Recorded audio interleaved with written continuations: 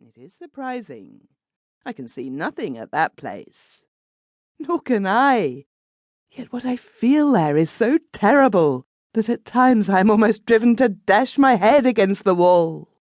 The doctor examined the spot with a magnifying glass, then shook his head. "The skin is full of life. The blood within it circulates regularly.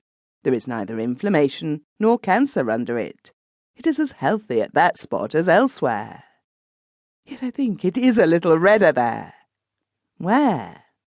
The stranger took a pencil from his pocket-book and traced on his hand a ring about the size of a sixpenny piece and said, "It is there." The doctor looked in his face. He was beginning to believe that his patient's mind was unhinged. "Remain here," he said, "and in a few days I'll cure you."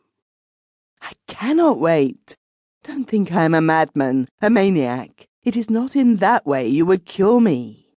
The little circle which I have marked with my pencil causes me infernal tortures, and I have come to you to cut it away." "That I cannot do," said the doctor. "Why?" "Because your hand exhibits no pathological disorder.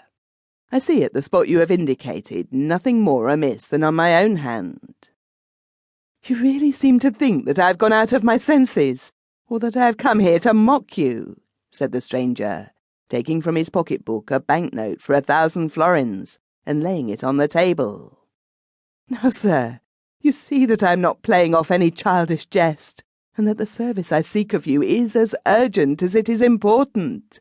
I beg you to remove this part of my hand." "I repeat, sir, that for all the treasures in the world, you cannot make me regard as unsound a member that is perfectly sound, and still less induce me to cut it with my instruments." "And why not?" "Because such an act would cast a doubt upon my medical knowledge and compromise my reputation. Everybody would say that you were mad, that I was dishonest in taking advantage of your condition, or ignorant in not perceiving it." "Very well. I will only ask a small service of you then. I am myself capable of making the incision. I shall do it rather clumsily with my left hand, but that does not matter. Be good enough only to bind up the wound after the operation." It was with astonishment that the doctor saw that this strange man was speaking seriously. He stripped off his coat, turned up the wristbands of his shirt, and took a bistouri in his left hand. A second later, and the steel had made a deep incision in the skin. "Stay!" cried the doctor, who feared that his patient might, through his awkwardness, sever some important organ. "Since you have determined on the operation, let me perform it." He took the bistouri, and placing in his left hand the right hand of the patient, begged him to turn away his face, the sight of blood being insupportable to many persons. "Quite needless. On the contrary, it is I who must direct you where to cut." In fact, he watched the operation to the end with the greatest coolness, indicating the limits of the incisions.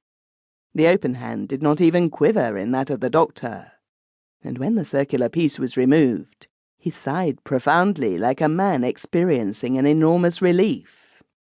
"Nothing burns you now?" "All has ceased," said the stranger, smiling. "The pain has completely disappeared, as if it had been carried away with the part excised. The little discomfort which the flowing of blood causes me, compared with the other pain, is like a fresh breeze after a blast from the infernal regions. It does me real good to see my blood pouring forth. Let it flow. It does me extreme good." The stranger watched with an expression of delight the blood pouring from the wound, and the doctor was obliged to insist on binding up the hand.